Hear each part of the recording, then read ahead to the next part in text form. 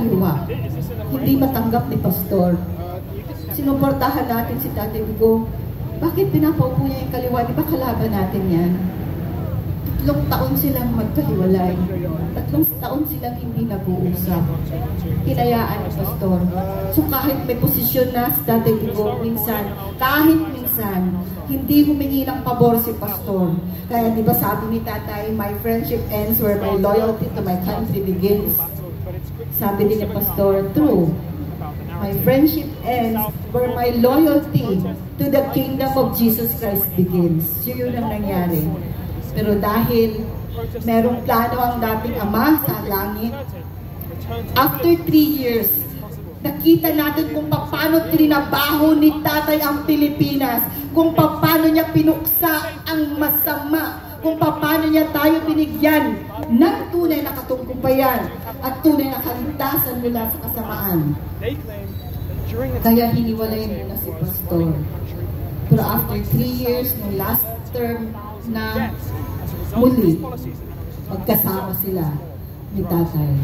Magkasama ulit si Pastor, ang kanilang mga pananaw para sa ating bansa, ang kanilang mga plano sa ating bansa. Nag-uusap silang magkaibigan. Ganon si Pastor makisama, ganon din si Digong. Kahit sa kahirapan, kahit sa bingit ng kamatayan, walang iwanan. Iniwan pa tayo ni Tatay? Hindi. Hanggang ngayon, nananatili ang kanyang pagmamahal sa bawat isa sa atin. Kahit nandun na siya sa Netherlands, tayo pa rin ang iniisip ni Tatay. Kamakalan pa rin ng bayan ng kanyang iniisip. Ayaw niya tayong mag-isip para sa kanya. Sabi niya, di ba, don't worry, I'm okay. Ganun si Tatay. Mga kababayan, sa panahon ito, alam ko nagdadalamhati tayo. Nung nakita namin ang nangyari sa Pilipinas, nasa Hong Kong pa kami. Kasi last Sunday, magkakasama rin kami doon sa prayer rally din. Prayer and worship din sa Hong Kong. Pinagbigyan din ni Pastor si Tatay na makadalaw sa ating mga OFW. At alam niya kung ano ang mangyayari. Pero hindi siya tumakas. Kahit kami nag-iisip, sana wag na lang bumalik si Tatay.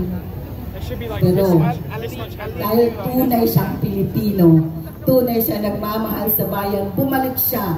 Na-witness natin, nakita na saksihan natin kung ano ang katasan na ginawa nila sa Tatay Digong natin.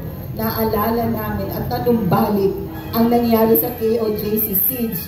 Kung gaano kadami ang pulis na lumusong sa KOJC compound, yun din ang karaming pulis na humuli kay Tatay. Si Pastor nag-iisa. Bakit libo-libong pulis talaga ang lulusong? Si Tatay nag-iisa. At alam natin may edad na. At may nagigindapang karamdaman. Bakit ganun kadaming pulis nakukuha sa kanya ng sapilitan? Si Pastor, dahil ganun sila kaibigan. Ang naramdaman ni Pastor, dalamhati. Naramdaman ni Pastor na parang nung namatay ang kanyang ina na pinakamamahal. Ganon nagdurugo ang puso ni Pastor sa nangyari ngayon. Ginipit din si Pastor. Ginipit din si Tatay. Ang dalawang tao na nagbuwis ng kanilang buhay para sa kapakanan ng iba. Ang dalawang tao na nagsama ng 4 na dekada na nagbigay ng kanilang buhay, nagsilbi sa mga mamamayan. Ngayon, may edad na sila, nasa twilight years na sila. Ito ang nangyari. Pareho pa rin sila. Pareho pa rin ang dinanas nila. Unang inipit at ngayon nasa pihitan pa si Pastor na walang hustisya. Sumunod din si Tatay. Kinuha siya na labag. Alam natin lahat labag sa batas. Pareho din. Tadhana ba? Destiny ba yan? Ng parehong magkaibigan. Pero hanggang ngayon, alam natin na may Diyos sa langit. Kung paano kami, KOJC, niligtas ng 16-day siege alam namin may milagro, then alam natin na higit ang kapangyarihan ng ating dakilang Ama sa langit kaysa sino man tao na may kapangyarihan ngayon. Naniniwala ba kayo sa milagro? Naniniwala ba kayo na lahat ng dalangin natin na mataimtim ay didinggin ng Diyos natin? Nagkakaisa tayo. Yung kanta nga na ang bulong, lumaganap na.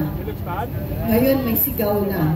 Ang sigaw natin, ibalik si Tatay Digong dito sa bansang Pilipinas.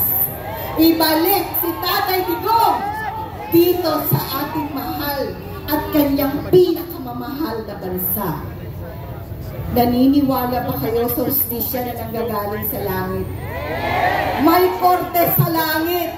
Dinidinig ng Diyos ang dalangin natin. Kung wala tayong hustisya dito, merong hustisya sa langit. Because God is a God of judgment and God is a God of justice. There is a Chinese proverb that says, the hottest fire produces the bravest men and leaders. Kung gaano kainit ng apoy, ganun din kamatibay ang tao kanyang nabigay o nagagawa. So alam natin kung gaano katibay ang ating leader. Matibay ba si Tatay? Nababali ba si Tatay?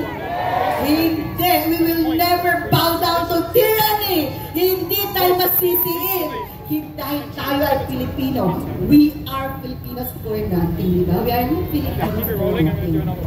Nakita ng buong sanlibutan kung anong ginawa nila kay Tatay.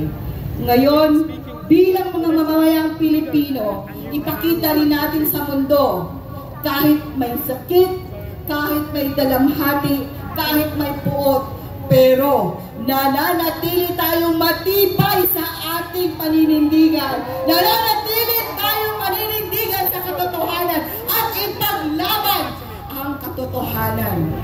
Hindi tayo magugulo dahil pag-ibig ang susi ng lahat. Pag-ibig sa Diyos na sa lahat, sa bansa, at sa kapwa. Yun ang tinuro sa amin ni Pastor kahit nung 16-day siege, alam namin nasa bingit kami ng kamatayan. Pero nasaksihan ng buong mundo kung paano kami tumayo. Wala kaming armas. Ang armas namin ay dalangin, pagpupuri, pagpapasalamat at pag-ibig. Dininig ng Diyos ang aming dalangin. Hindi niya kami pinabayaan. Hindi pa tapos ang laban. Patuloy pa rin ang laban. Hanggang makamtan natin ang tunay na pagbabago, tunay na kalayaan, tunay na katagumpayan. Sa mga kababayan kong Pilipinas, nagkakaisa tayo dito. Walang relihiyon, walang pananampalat, kahit anong pananampalataya natin, tanong ang estado natin, ano man ang partido natin, kapwa Pilipino tayo. Iisa lang ang ating bandila. Iisa lang ang nagwawariway na bandila natin. Nag-iisa ang Pilipinas. Bakit nangyari ito? Upang muli tayo magbuklod-buklod. Upang muli tayo magkakaisa. Dahil nahatid tayo sa nakaraang administrasyon o ngayong administrasyon. Nagkahati-hati tayo. Nawala yung unity. Nawala yung continuity. Kasi Tatay Digong din ang gagamitin upang muli tayong magkakaisa para muling mabuo ang bansang Pilipinas, upang muli tayo magmahalan at magkaisa. Yan din, siya rin ang nag-alay ng kanyang buhay. Alam niya ang mangyayari, pero hinarap niya yan ng buong tapang. Hinarap niya yan dahil mahal niya tayo. Mahal niya tayong lahat. So sa pagkakataong ito, lahat tayo, saan man tayo, anumang estado sa buhay meron tayo, alam natin na ang Diyos iisa at tinidinig niya ang taimtim na dalangin, ang taimtim na dalangin ng kanyang mga anak. Mananalangin ba tayo, mga kapatid, mga kababayan? Itataas natin ang ating mga dalangin para kay Tatay Digong, para sa bansang Pilipinas, upang sa madalian, alam natin, tatanggapin natin ang kasagutan. Lahat ng naniniwala na didigin ng Diyos ang ating dalangin sa hapon ito. Naniniwala ba kayo? Tingnan ko ang kamay ng naniniwala na ang Diyos sa langit hindi natutulog. Nakikita niya ang mga nangyayari at dinidinig niya ang dalangin ng kanyang mga anak. So sa hapon ito, sa unang dalangin, hiniling ko ang lahat na tumayo bilang paggalang. Ilagay natin ang ating mga sarili sa presensya ng ating dakilang Ama. Dahil alam natin, kung tayo-tayo dyan, wala tayong magagawa. Ngunit kung ang kasama natin, ang Diyos na makapangyarihan sa lahat, alam natin, magtatagumpay tayo. Sinasabi nga, if God be for us, who can be against us? Are we in the side of God? Lahat na nasa Diyos ang pananampalataya sa lahat ng Diyos ang ating pag-asa, siya ang magbibigay. So magkaisa po tayong manalangin. Sabayan po ako. Ama namin makapangyarihan sa lahat, ang Diyos namin ng langit at lupa. Ikaw po ang amakda ng lahat, aming Ama Jesucristo. Sa pagkakataong ito, narito po ang lahat ng nagmamahal sa iyo sa ating bansa at lalong-lalo na sa aming pinakamamahal na dating Presidente, Pangulo Rodrigo Roa Duterte, na naging mabuting ama sa bansang Pilipinas. Siya ay naglingkod ng tapat sa bayan, tunay na nagmahal sa Pilipino at binigay niya ang lahat para sa kaiunlad ng bansa. Nilabanan niya ang masama upang maging ligtas kami sa kapahamakan at kriminalidad.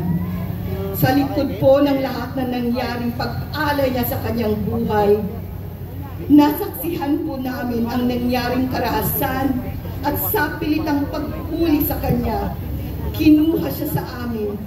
Kaya ngayon, nagluluksa ang bansa. Ngunit alam namin, dakilang Ama, Diyos namin na makapangyarihan sa lahat, na hindi po ninyo hahayaang mawalang lubusan ang pananalig namin sa batas. Bagamat dumaan man kami ngayon sa panganib at kawalang katarungan, naniniwala kami at nananampalataya na ang inyong kapangyarihan ay mananaig sa aming kalagitnaan. Magkaisa po kaming dumudulog at nananalangin. Naiunat niyo po ang inyong makapangyarihang kamay upang hipuin at proteksyonan at